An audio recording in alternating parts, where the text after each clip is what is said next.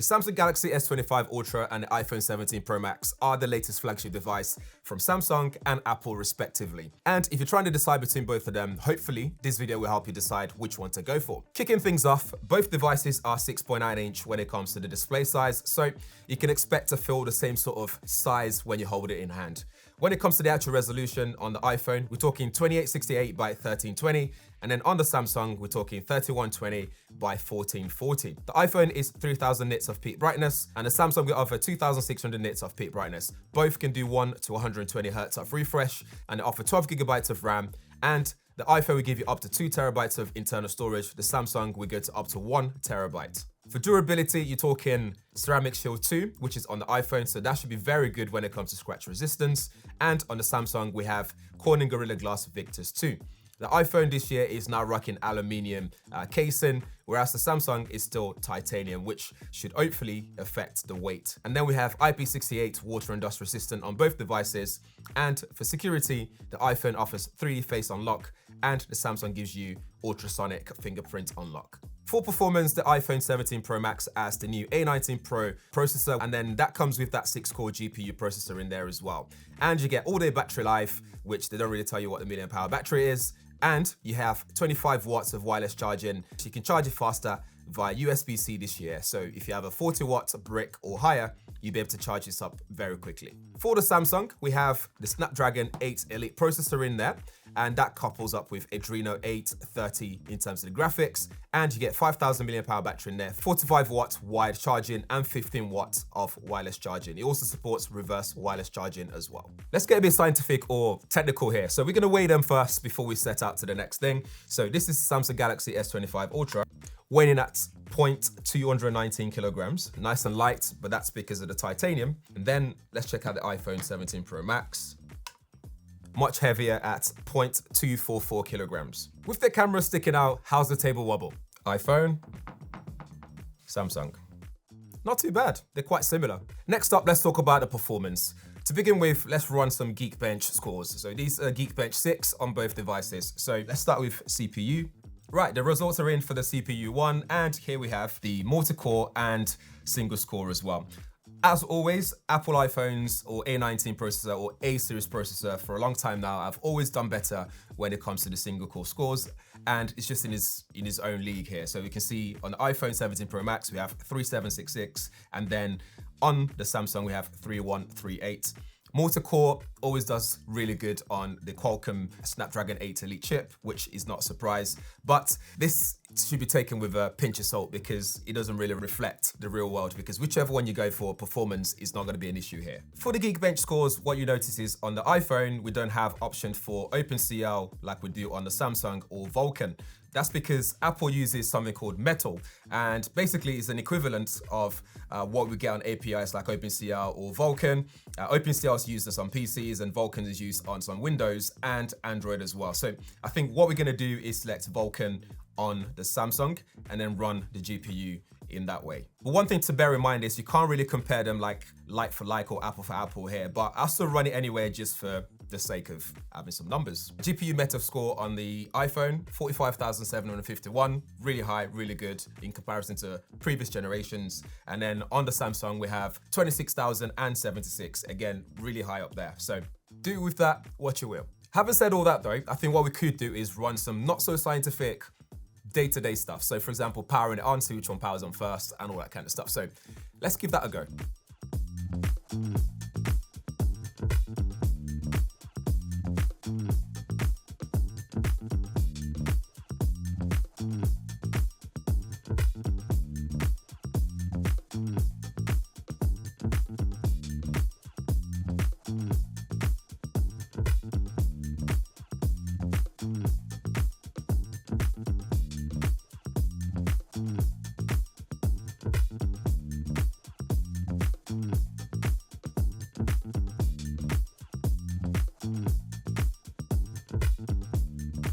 So perhaps maybe the modem is doing a better job on the iPhone 17 Pro Max with that new C1X chip.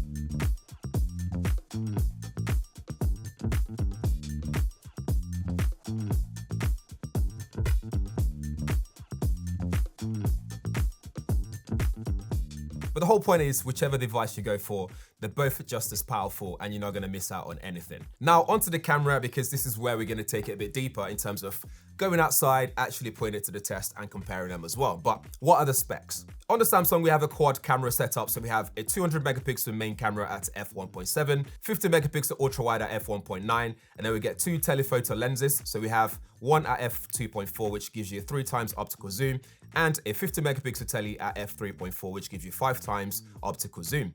On the front, we have a 12 megapixel front facing camera there, which is a decent shooter. For the iPhone 17 Pro Max, we're talking 3 48 megapixel cameras, which are fantastic this year. It's good that they've upgraded, especially that ultra wide. So we're talking f1.8 for the main camera, f2.2 for the ultra wide, and f2.8 for the tele, which is capable of 4x, and also you can do 8x as well, which is fantastic. And on the front, we have 18 megapixel center stage camera, which has some cool little tricks up its sleeves. Right, so before we head out, both phones are on 94% battery. So by the time we come back, by the end of the day, we'll see how much battery life we got left.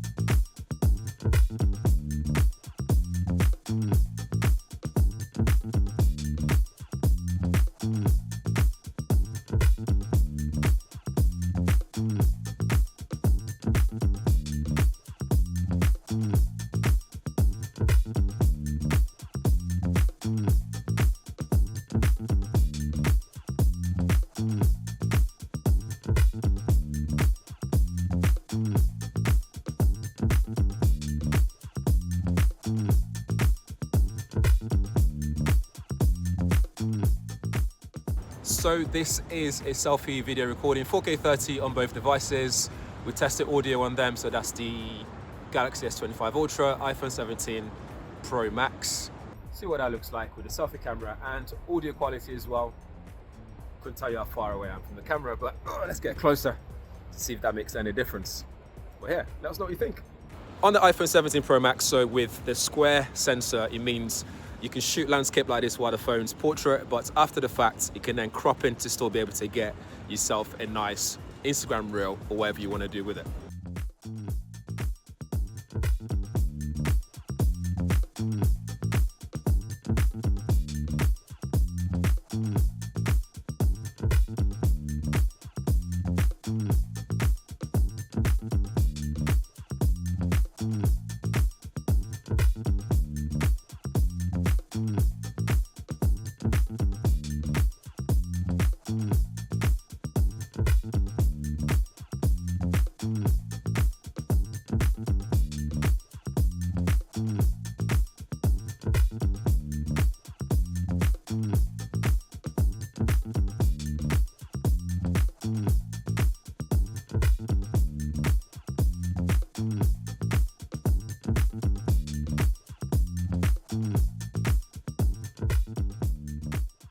Another cool feature on the new iPhone 17 Pro Max is dual capture. So right now you can see what I'm looking at as well as a video of me. So you see my hand right there. And it's kind of a cool idea in terms of being able to capture, so like a concert, for example, you can sort of show people what you're seeing and your facial reaction as well. So that's a pretty cool feature. But the only thing with dual capture is the fact that you can't then use that new mode that allows you to go landscape whilst holding the phone, portrait, and still get all the angles that you want to get. But obviously that doesn't really make sense because you want to get both. But it would be nice if that was available as well, just to add to the feature.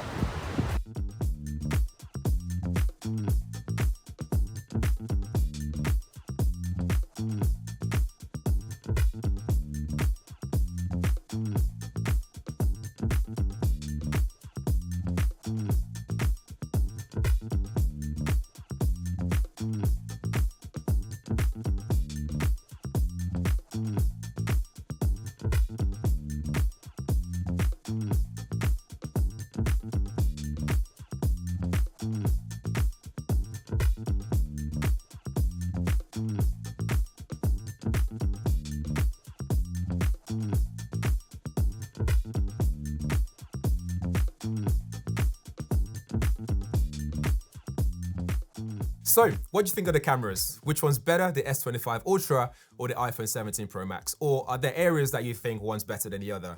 Drop a comment below. As for the software, the Samsung is running on the latest One UI, and then the iPhone 17 Pro Max is running on the latest iOS 26. Both have a bunch of AI features, but that's entirely up to you if you like them or not. It's not something I use all the time, but some of the features are very similar. So for example, it can help you write better, it can do live translate and all that kind of stuff. So they have similar features that you won't miss out whichever one you go for. In conclusion, it doesn't matter which one you go for. Whether it's performance, I think they both do really well. So gaming, taking photos, all that kind of stuff, it works really well. Some areas edges it over the other one. For example, ProRes RAW on the iPhone could be useful for content creators versus log that's available on Samsung. But from my testing in the past, log format on Samsung is okay. It's not the best out there. So that's some areas where you might have to compare them and see which one suits your needs. Elsewhere, things like battery life will depend on usage. So it's entirely up to you. I can't really comment on that one. And as far as design goes, that's subjective. I like both. I think the S25 Ultra is nice and sleek, it's nice and thin, it's titanium.